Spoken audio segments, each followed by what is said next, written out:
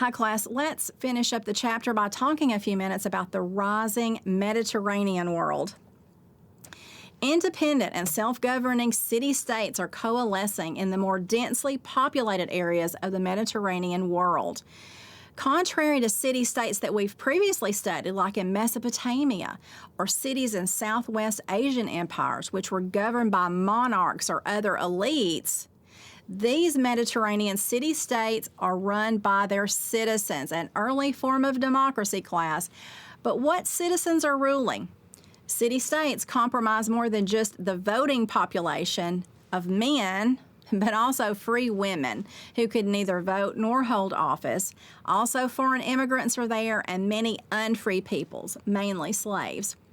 Now, this new social political structure is known as the polis by the Greeks, and in a striking departure from previous and contemporaneous forms of government in these city-states, citizens selected their leaders and governed themselves.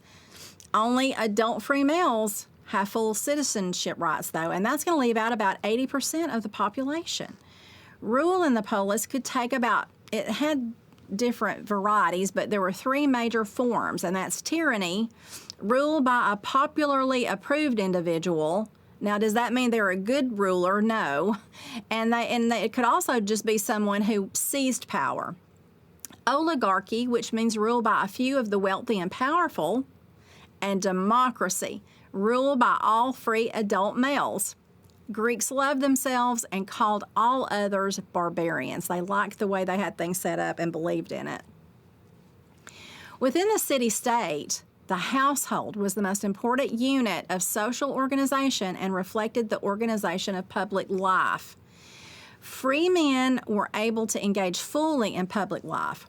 Free women had no public standing and were largely focused on the private life of the family within the household. Men ruled the household, the wife, the children, and the slaves. Free men then would take on the decisions about how the city-state would govern itself, what laws would be passed, and what projects to undertake. Now, one interesting exception to women being able to have life in the public sphere were hetaeras.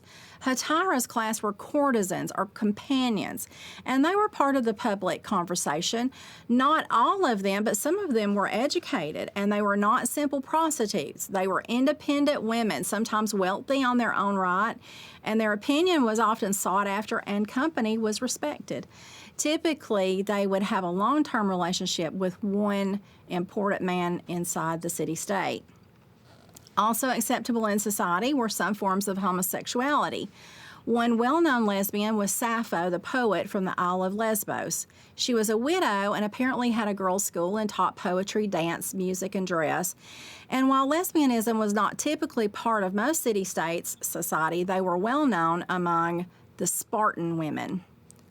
Most widespread and significantly accepted were same-sex relations in ancient Greece occurring between adult men and adolescent boys.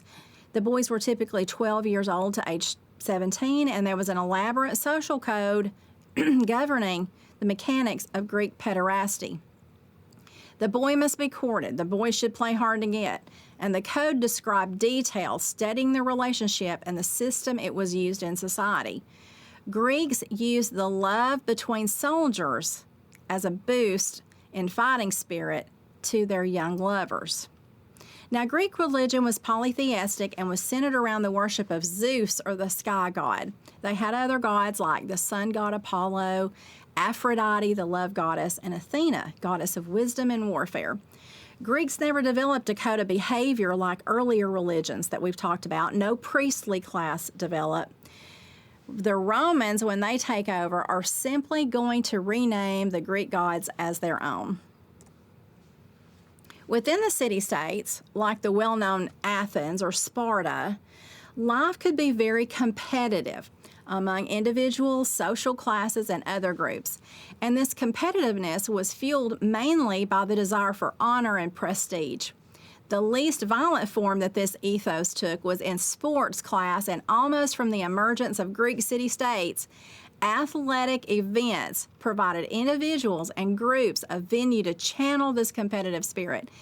Outstanding among organized sporting events were the Pan-Hellenic Olympic Games, which first took place in 77 BCE in Olympia, Greece, in southern Greece. And they were going to have things like wrestling and races and boxing and horse racing and chariot racing and the javelin throw.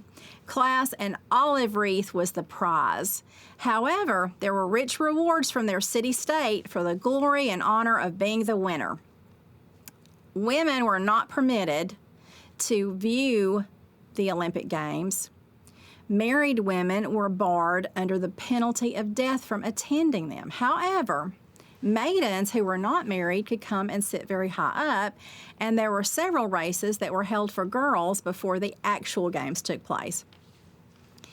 Meanwhile, however, the city-states engaged in actual violent combat over issues like land and resources and trade and religion, and these city-states arguing. This is the near constant battling led to some good things and some bad things. It led to a lot of innovation in military technology and strategy. We've already mentioned the hoplite army, and on the battlefield they had the phalanx formation. But war is going to pose a threat of the destabilization of the Greek city-state system. The most famous and destructive war is going to be the Peloponnesian War, and this is going to pit Athens and their league, the Delian League of all of the city-states that are their allies, and Sparta and their allies. And it's going to absorb all of these people in the city-state system in the Mediterranean into their conflict. And from about 500 BCE to the west of the Peloponnesian Peninsula, the city-states of Rome is growing, and they're going to be engaging in Carthage in an ongoing conflict. So there's a lot of war going on at this time.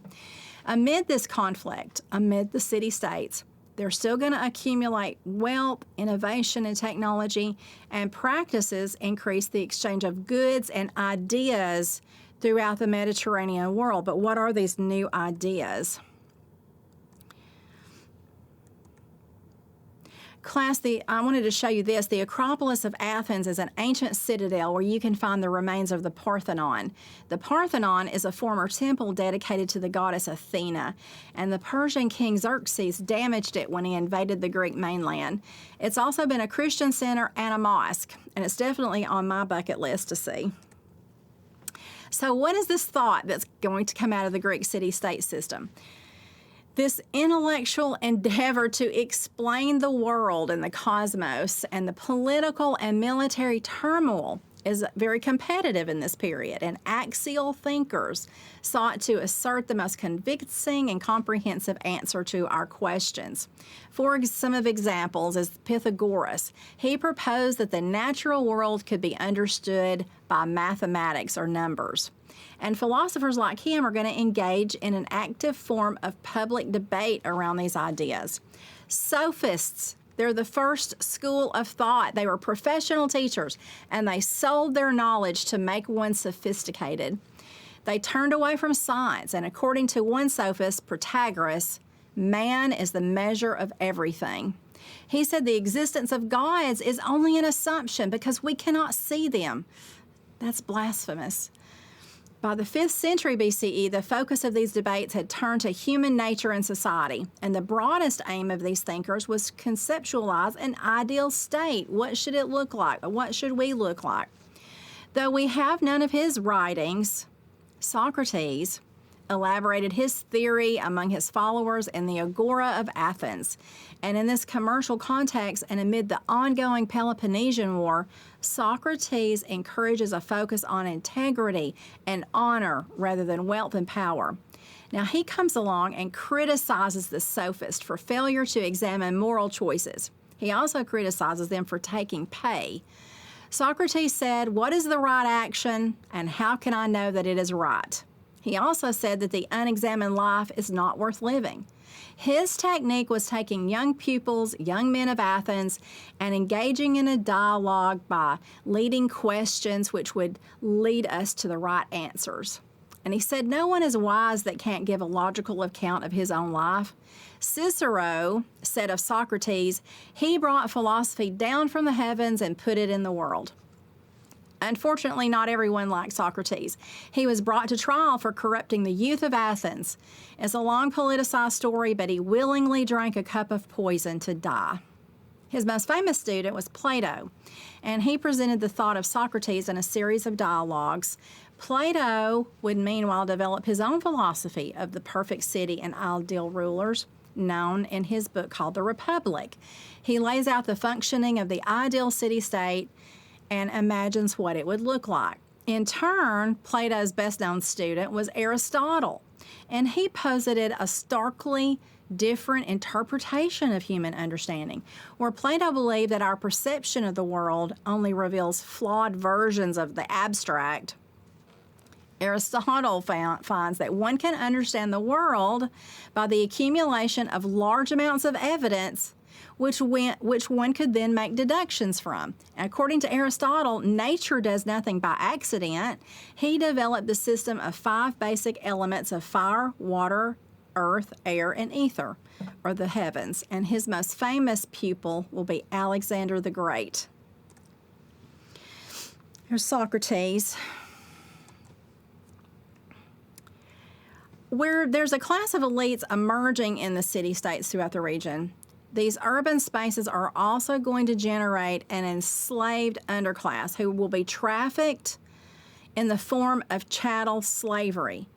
Slaves, men, women, and children become part of this world. Chattel slavery class means you're owned forever with no chance of freedom, and it follows your children. Slave auctions were regularly held in the agora, or the central public space in Greek city-states. Slaves become crucial laborers in the most dangerous and exhausting task of building the Greek world, such as mining and farming. Generally, they were captives from the wars that the city-states engaged in. And the accumulation of this labor force and further growth of the city-states is self-perpetuating. So slaves could make up 1/4 of the city-states' population. Slavery becomes an essential part of production and development within the Mediterranean city-state system. And they fed the trade networks that connected city-states to each other in areas like the Black Sea. Even Aristotle declared slavery was natural and a necessity. So the Greek city-states become a slave economy, and it was a very profitable business for the entire Mediterranean. Class, the human form of the human body as it appeared naturally without any adornment or clothing, became the ideal set by Greek art. Gods were portrayed in this natural nude human form. The nude body was beautiful to Greeks, even though it is sometimes shocking to other people. This is the agora, and the Mediterranean developed a coin system that was very popular. And I want to close this chapter out with a little bit about Africa. We haven't talked much about Africa, so let's talk for a few minutes about what's happening in Africa. Remember, during the first millennium BCE, there's these climate changes. That's a major feature in the development of human society. It causes people to settle in more favorable environments. Remember, it pushed a lot of people to migrate. Now, in the expanding Sahara Desert, and to its south, there are 4 regional zones of population growth are going to emerge in Africa during this period. In the Sahara itself, there's oases provided some water for pastoral people to raise livestock, and these desert populations are a link between the Mediterranean coast of the continent and its western counterparts.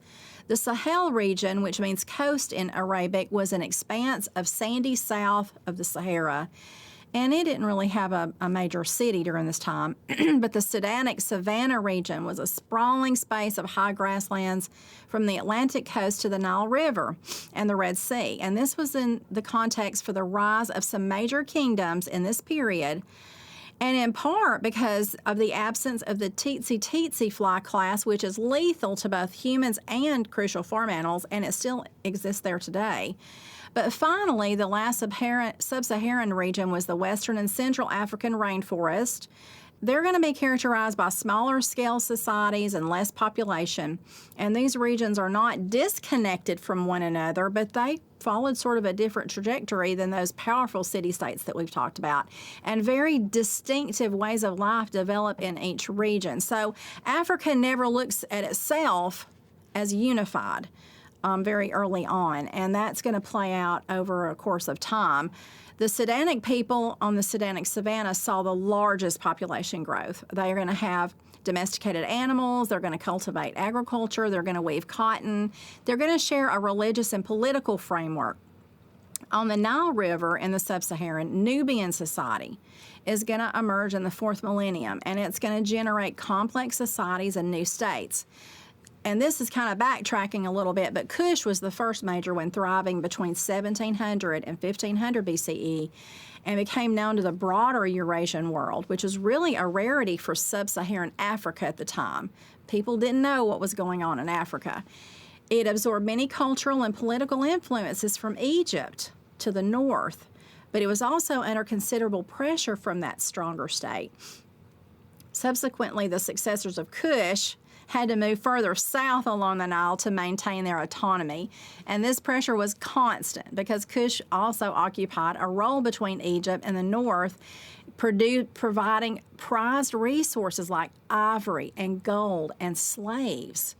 Egypt, however, wanted to dominate Kush to access all of these incredible resources. Now, centuries later, Meroe is going to emerge as a kingdom on the foundations of the past Nubian states, and as a thriving center of production and trade, it exhibited the fusion of Egyptian culture from the north and then their own lifestyles from the south and the west in Africa. They had elements of the pharaoh culture, including using hieroglyphs, and they built pyramids, and they had notions of divine kings and the worship of the god Amun. However, it had language more related to the Sedanic world and African world and could sway more toward politics and commercial opportunities in that region rather than surrender to the autonomy of Egypt. For example, although they called their kings pharaoh, they selected them from among a very large royal families in order to promote talent, contrary to what Egyptians did. And there's the pyramids in the kingdom of Kush. And finally, in West Africa, complex societies are going to emerge as well during the middle of the 1st millennium BCE. The Nok culture in its cities are in what is modern-day Nigeria, and they're an outstanding example of what's happening in Africa. They existed as both hunting and gathering and farming societies, but they began iron smelting. They began to have an expertise over iron smelting, and it allowed people here to literally jump from a stone age to ironworking. They didn't have the intermediate steps of bronze and copper like a lot of other societies did. And this is going to provide crucial means of producing weapons and trade goods. Now, Nok is best known for their incredible terracotta figurines discovered in the 1940s. I have pictures for you here on the slide. According to scholars, these incredible figurines likely related to religious worship. Now, along the Senegal rivers and the Niger rivers in West Africa, there's going to be other cultures that develop. But the Bantu-speaking people are going to emerge in this time, and they're going to go on to play important roles in South Africa. Now, these societies are going to be complex. Their developments do not resemble the variety of axial age changes taking place in other regions of Eurasia at this time. This wraps up Chapter 5, class. As always, keep in touch.